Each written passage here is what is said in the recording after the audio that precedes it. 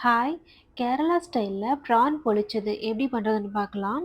இறால நல்லா கிளீன் பண்ணிட்டு, அதில 1 டீஸ்பூன் மிளகாய்த்தூள், சீரகம் தூள், 1/4 டீஸ்பூன் மஞ்சள் தூள், தேவையான அளவு உப்பு, இஞ்சி பூண்டு விழுது 1/4 டீஸ்பூன், லெமன் ஜூஸ் சேர்த்து நல்லா மிக்ஸ் பண்ணிக்கோங்க. ஒரு 1 ஹவர் மேரினேஷன்ல இருக்கட்டும். 1 ஹவருக்கு அப்புறம் பேன்ல எண்ணெய் சேர்த்துட்டு, மேரினேட் பண்ணி வச்சிருக்க இறால இதில சேர்த்துருங்க. ரொம்ப நேரம் குக் பண்ணாம, ஒரு 3லேருந்து 4 நிமிஷம் வரைக்கும் குக் பண்ணிட்டு, ஒரு பிளேட்ல ட்ரான்ஸ்ஃபர் பண்ணிக்கோங்க.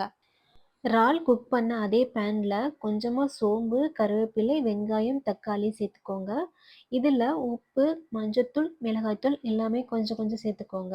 நல்லா வெங்காயம், தக்காளி வதங்குனதுக்கப்புறம், கெட்டியா அரைச்ச தேங்காய் பால் இதில 1/4 கப் சேர்த்துக்கோங்க. குக் பண்ணிட்டே இருக்கும்போதே இந்த கிரேவியோட கன்சிஸ்டன்சி திக்கா மாறிடும்.